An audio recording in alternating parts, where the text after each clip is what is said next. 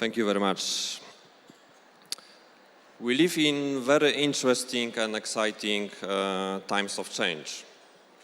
And very often quoted and paraphrased statement that illustrate the current state is the pace of change has never been this fast, yet it will be never so slow again. And new features and new channels are also new attack vectors. Currently, it's hard to find industry that is prone to cybersecurity threats and find company where cybersecurity is not on top agenda of the management boards. And today we are going to have great panelists that I would like to introduce to the stage. They are going to help us to digest the topic of cybersecurity in the era of new disruptive technologies and its intersection. I hope that in the next 40 minutes we'll inspire wider debate on cybersecurity and we'll have better understanding of the main drivers shaping our security. So please let me introduce to the stage Katarzyna Majewska, Citi Handlowy board member, responsible for operations and technology sector, and also vice chairman of Cybersecurity Banking Forum in Poland. The next panelist is also from bank, Cezary Piekarski, head of malware protection of Standard Chartered, who is also lead the Technology and Innovation Competence Center in Warsaw.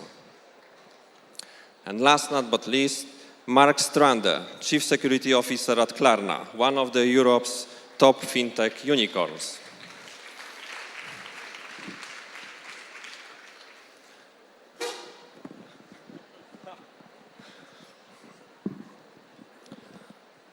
Indeed, today we have very strong representation of the financial sector. And trust and security are important factors for that industry. So, Kasia, how do you see the role of financial sector, which is very often perceived as more mature when it comes to cybersecurity and also is perceived as a leader in digital transformation in today's economy? Good morning, everybody. I have a privilege to work for one of the biggest financial institutions, which is Citigroup. And as you all know, historically, banks used to be attacked. This attack used to look differently, even we know from some of the films we watched when we've been children. These attacks through the time flow has changed. And now we are facing very, very rapidly growing cybercrime, which actually force all the institutions to be better and better secured. We are doing that because we have obligation towards our customers. We must protect money that is given to us, and we have the obligation to provide the best possible service. However, the time currently is very challenging.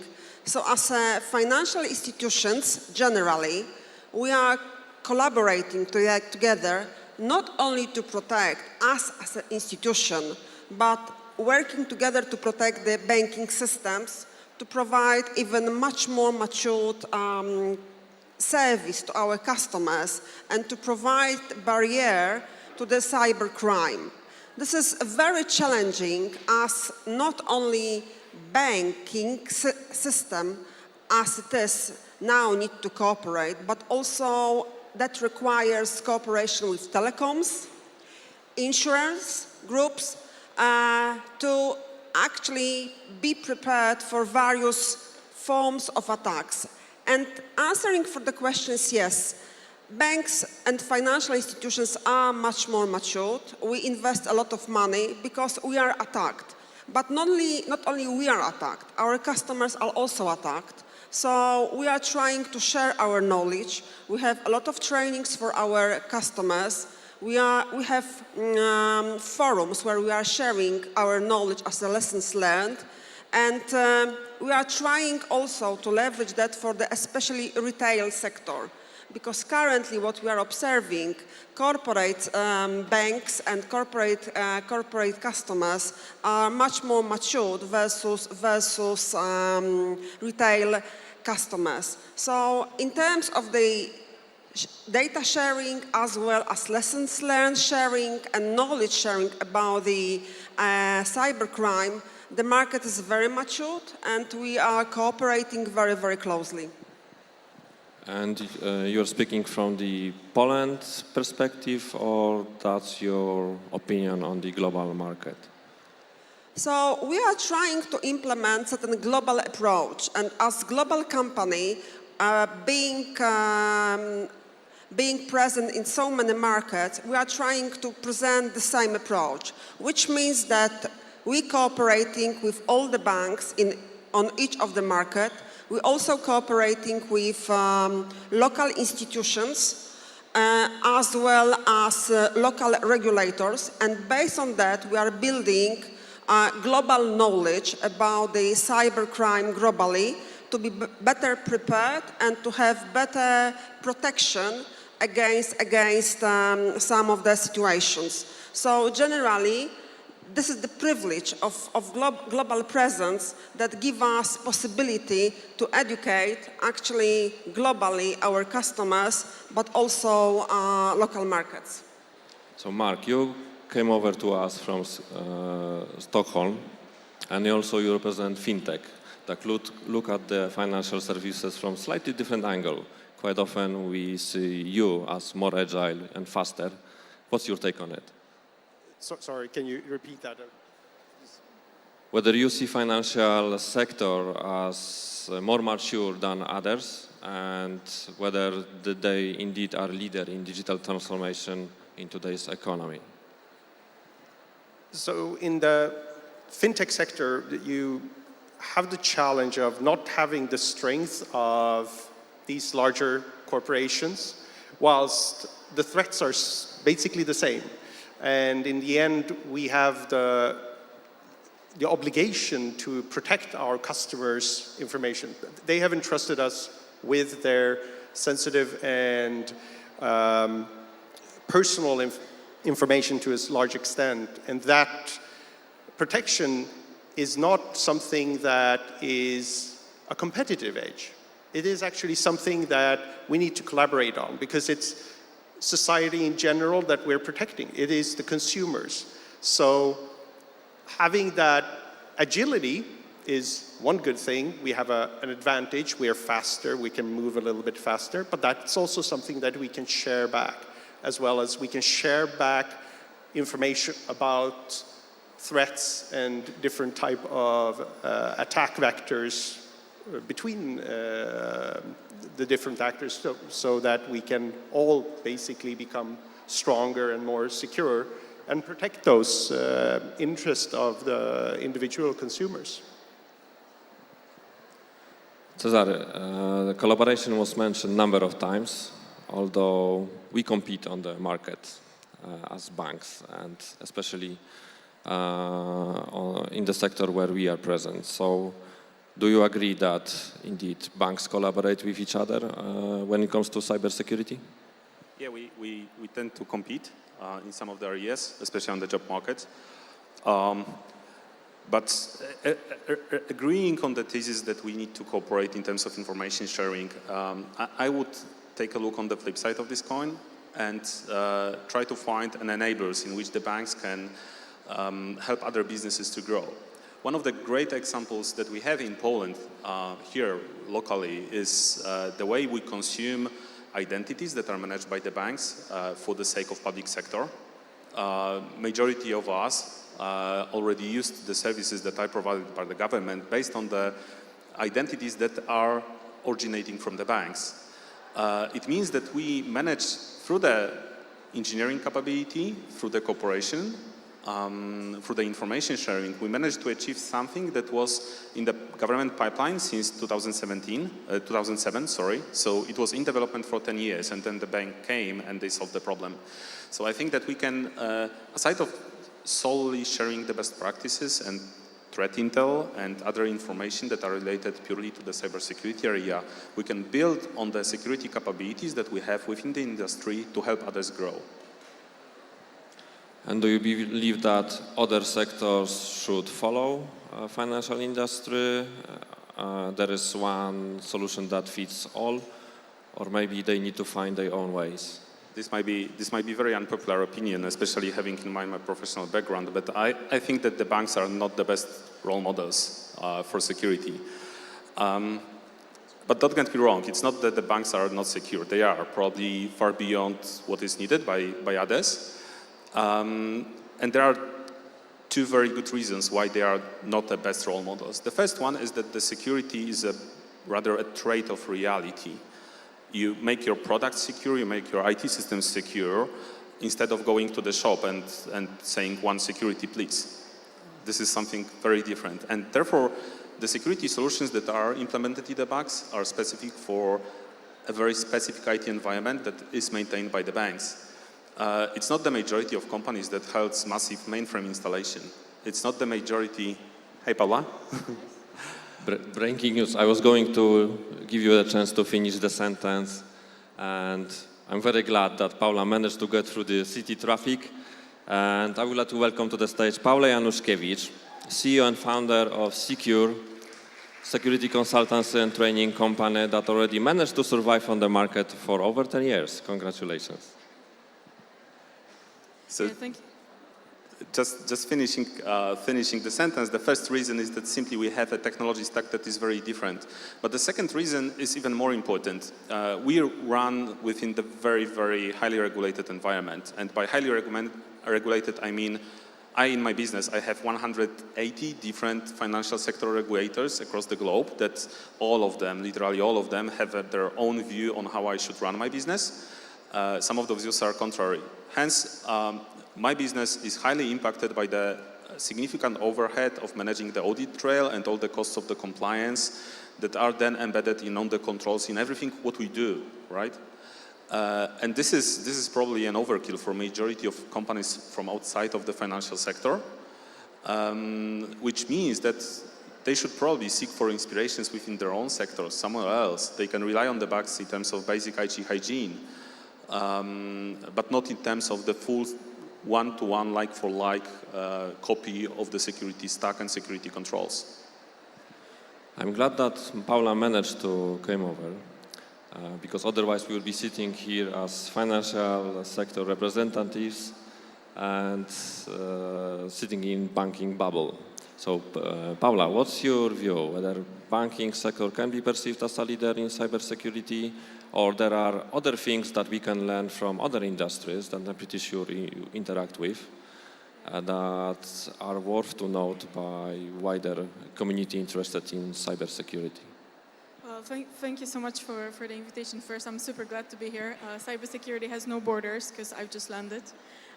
So this is the case.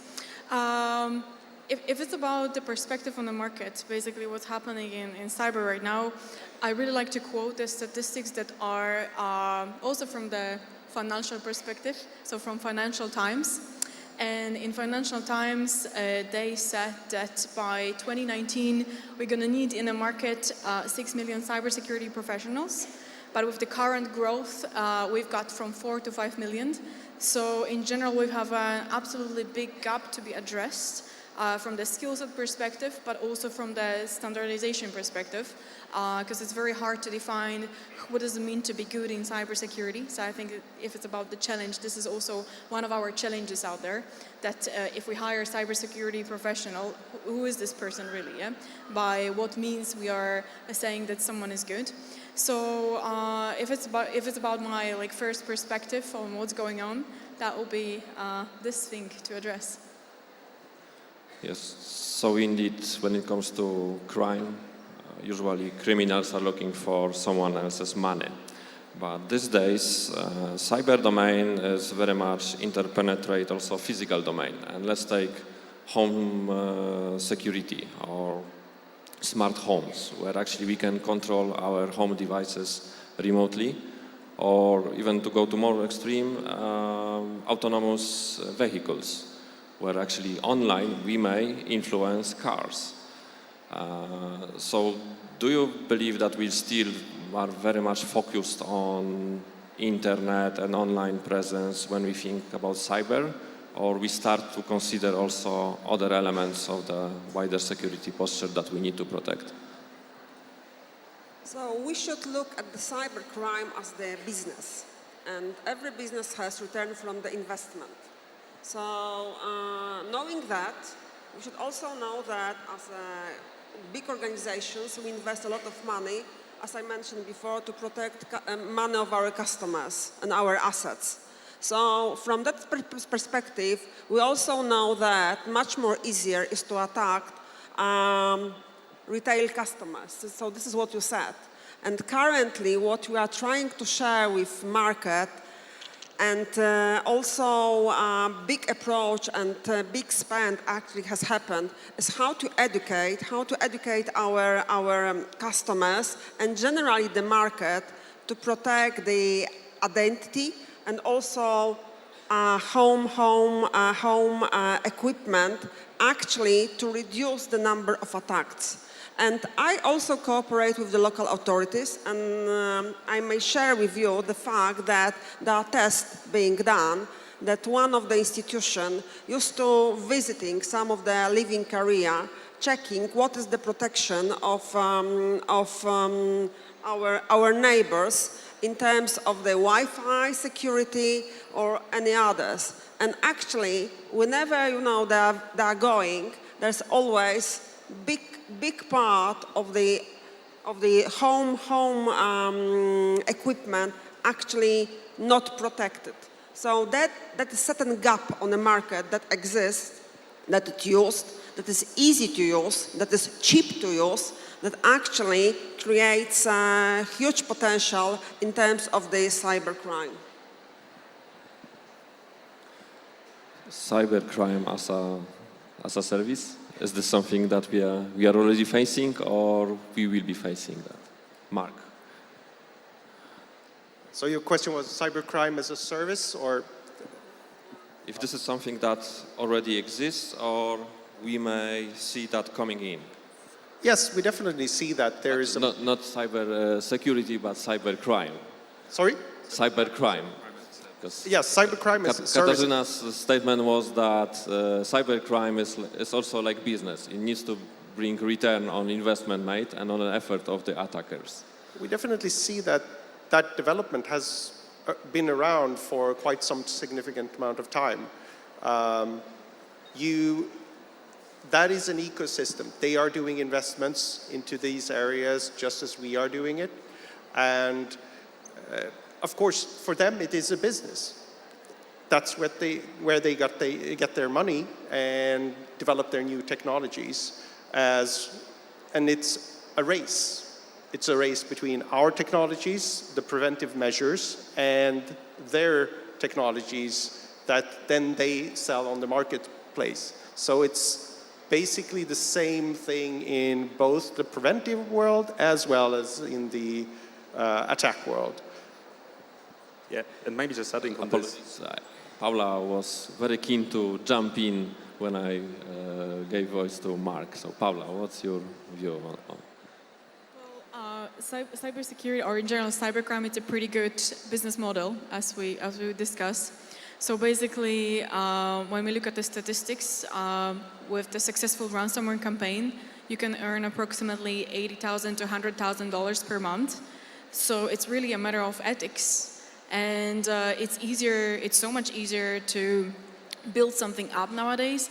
And when you target potentially 100,000 people and 1,000 people, for example, is going to pay, that makes a pretty good salary. So this is what we are dealing with right now. So I like to say sometimes that the cyber crime in general shifted to kind of a new era, but that era is actually caused by the easiness and success of someone who is actually performing the cybercrime.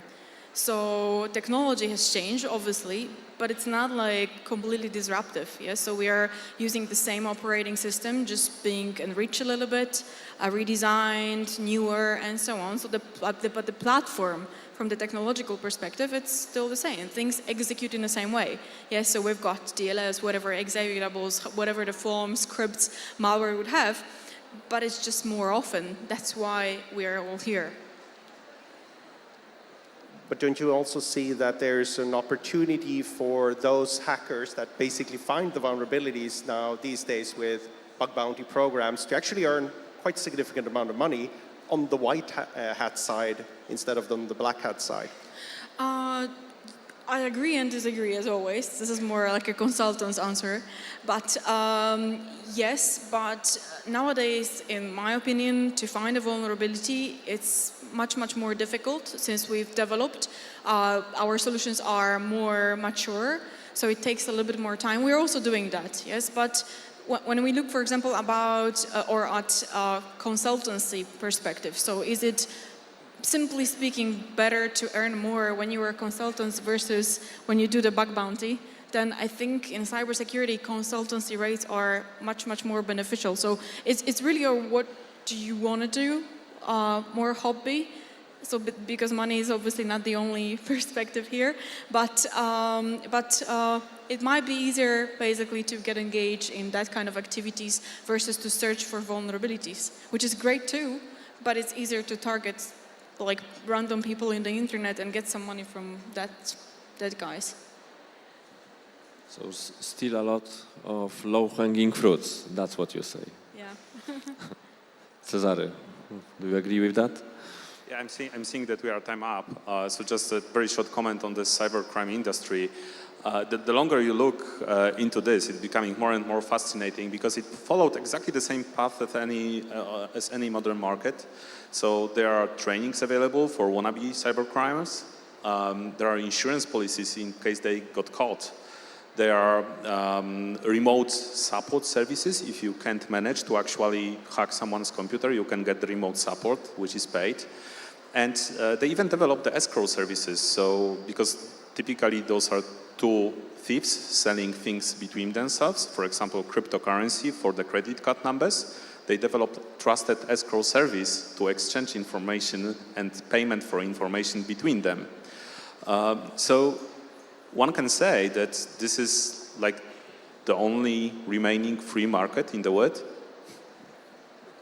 So it looks like we have already cybercrime market, and that's offered as a service, and criminals are offering services to each other, like we do to legitimate customers. So common perception across the board when it comes to security, that security often implies secrecy.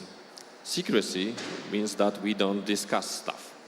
And that may hinder cross-industry collaboration, knowledge exchange that is vital to address challenges that we face. Do you indeed experience that secrecy as a barrier or the opposite? You already feel that we live in very collaborative environment when the good guys, white hats, are working together towards the challenges that we face in cybersecurity space. Paula, if we can start with you. You mean like cybersecurity as a secret? That's if I understood correctly? If secrecy still is something that is holding security guys accountable, that they don't discuss anything, and as a result they don't collaborate, or the opposite. Nowadays, with the more mature market, they collaborate heavily and work together to address the common challenges that we face as an industry. Yeah, there is this thing that, for example, when there's a certain company that has been hacked, simply saying, then people just don't share information about what happened.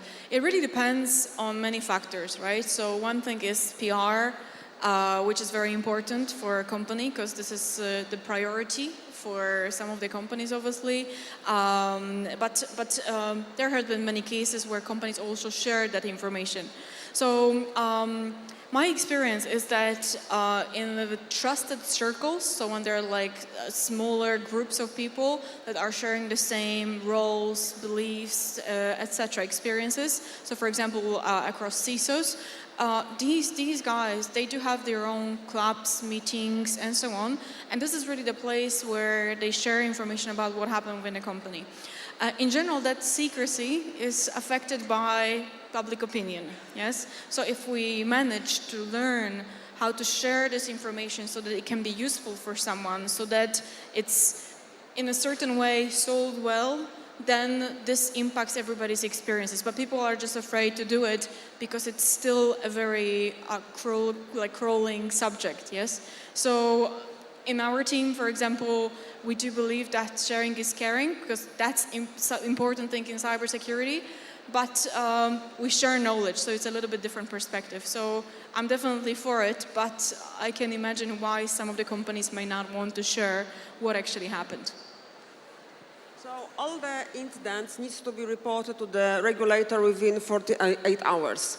That means that there's, data available that is analyzed to help us to be more protected. Of course, there are forums where we are sharing, but there are, forums that require certain secrecy, because nobody will be openly sharing the problem that is currently facing, because automatically this will generate even bigger problem. In terms of the banking sector, we do cooperate. We cooperate strongly, and we are sharing data. We have systems where actually all the incidents are reported immediately. So that help us to protect our customers, because as you know, currently customers has more than only one account. That's why the data sharing and information about incidents is so crucial. So there is secrecy, but I wouldn't say that this secrecy refer to everybody. Yes? So there are groups of people where we are cooperating very closely. So do you believe we still need some incentives to boost that collaboration, or it's in good shape, we have all the tools necessary, communication channels are established, and security industry can use them effectively, also outside banks? So maybe, Mark, most probably also you are present outside financial and banking sector as well. So incentivizing the sharing aspect of incidents and so on, I don't think it's actually necessary. You already have incentivized the sharing aspect, or you have regulated the aspects of you need to notify in case you get breached and so on. What we need to incentivize is responsible disclosure. Those types of activities where you will share and publicly announce vulnerabilities and issues you have in your products or in solutions once you fix them, so that others can learn from them. Those will be, that would be something to incentivize, that would be beneficial to the entire market, basically. So when it comes to disclosure, there is one more element that usually hinders that willingness to share, which is protection of intellectual property. Is this something that sits on your radar, is discussed within your teams, or not really? Sorry, I didn't catch it. So responsible disclosure is one thing when it comes to vulnerabilities and incidents, but quite often the next element discussed when it comes to sharing across industry is intellectual property. You may have certain security measures, solutions, or even business products that you protect, and people may be willing to keep it for themselves, believing that that's their secret sauce that they need to protect at any cost. Well, protecting your secret sauce in your different area. For example, we have a quite advanced fraud detection mechanisms. Those areas we can keep, but we can still share a bunch of information between us in order to actually protect the entire ecosystem and protect the individuals as well. So there's no need to share the secret sauce of how you do it, but the fundamental information about what the threats are, how they work, as well as who's affected. Because in the end, you have to protect the individuals and the ones that you are entrusted with information about. more than actually yourself. That has to be the objective of basically any company with a conscience. So looking forward, in your view, what would be the next disruptor or enabler that will keep your security officer awake at night, or enabler that will keep him happy and comfortable that they have all the tools needed to secure the environment? So maybe if you can spend 1 or 2 minutes on that from all of you, starting from Paula. Yeah, absolutely. If there is something that will help us to sleep well in cybersecurity, that will be a technology that is already out there in the market that will prevent running the code that we don't know, which from my perspective is quite interesting because for the past 5 years, we're dealing with higher wave of different types of malware. But as I mentioned before, the way how malware execute, it hasn't really changed. So long story short, what is interesting here is that we've got companies that suffer from different types of attacks, but at the same time, they do sometimes not even much to help themselves. So what I would love to see for future is effective, well done implementation of technology that prevents running the code that we don't know, and combined together with anti-exploitation platform. So when we've got vulnerabilities, they do work from A to Z. So there's a certain type of ways how you are able to exploit things, right? Of course, it's a lot of ways, but there's a certain amount of ways. So someone invents this, so we can invent a solution that prevents this, and these solutions are out there. So basically, if we've got a solution that prevents running the code that we don't know, and on the top of that, we do anti-exploitation solution, this is currently, of course there's always a certain percent we were able to bypass that, but this is currently an effective way to make CISOs sleep better at night.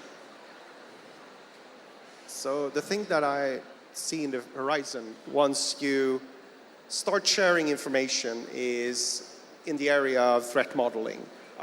Simulation modeling. Our environments are getting more and more complex to the extent where just figuring out how one individual vulnerability actually interacts with a lot of other systems is very, very complex. You can't hardly draw a system map anymore of these microservices environments. So into this stage comes simulation modeling and also AI technologies to figure out, okay, so which vulnerability and which issues are actually the ones that we need to prioritize? Because it's also a question about priority when you're starting to fix these vulnerabilities and these issues. Yeah, what keeps me up at night is mainly two areas that have an impact on the biometric authentication authorization in the banking industry or in the financial industry as a whole. Because in the previous years, we built our systems in a way to be more comfortable and usable for our users and to rely heavily on the voice biometrics and face biometrics. And with the deepfakes and the voice impersonification, we are seeing more and more attacks that are successful that bypass our biometric-based perimeter security. With those technologies being cheaper and easier to use, we will end up in a situation in which we can't trust that the person that we are hearing through the phone or any other remote channel is actually the person that we are thinking this person is. And this will have a tremendous impact on the identification models in banking. We will simply need to figure out a new, convenient way to authenticate our customers remotely without heavy reliance on the voice or face biometrics. It won't be easier. It will be more difficult. Technology will help. However, even technology has certain limitation, and our crime actors are as much advanced as we are. So we need to constantly educate and be more matured. And I agree that in terms of the testing, vulnerability testing is more matured now, and we can identify now more versus we used to see even a year ago, which is very, very helpful. However, we need to all work together and share the information. And as I said at the beginning, at the moment, I think that from the corporate perspective, everybody investing, and it's very positive. So security of the market is much higher versus used to be. But in terms of the individuals, still I identify the gap. That's why biometrics is the solution actually I can recommend and encourage everybody to use. To get the investment, it's also necessary to convince others to make that investment. Do you find it easy these days to discuss cybersecurity and new technologies and possibilities, opportunities, and also threats coming out of this technology with your colleagues at the management board? Is it easy, or you find it difficult? You are still interested only in bottom line of the business? In Citi, we are saying that in terms of the cyber, not if, but when we will be attacked. And actually everybody is attacked when we will observe. If not now, will be. That depends on the preparation and on the level of the security that's implemented. So I don't find it's difficult to discuss, especially on the banking sector. Within my company, we are discussing a lot. We had like a cyber exercise for the entire company. Also, we had the cyber exercise for the banking sector in Poland to see the maturity of the sector in total cooperating together. So I see the progress. Within the banking sector, 3 years ago, there was only 7 of us. Now 30 banks cooperate. Also, energy companies, telecoms, and others joining us. So that proves that we are better and better prepared. But still, the future is a little bit unknown. And this is numbers-driven, heavily numbers-driven. In the majority of global banks, cybersecurity is the top 10 spendings. And imagine a CEO who don't know or don't have a clue about one of the top 10 spendings in the global bank portfolio. So they need to be engaged, they need to know on what they are spending those money and why, because they are also challenged by the shareholders to explain why we are pouring 60, 80, 100 millions a year into this particular area. I would be keen to follow up on that. Unfortunately, our time is up. So thank you very much for all your views. I hope that the audience found that inspiring, and there will be plenty of topics to follow up at your pleasure and also in the workshops available in this summit. So thank you very much. Thank you.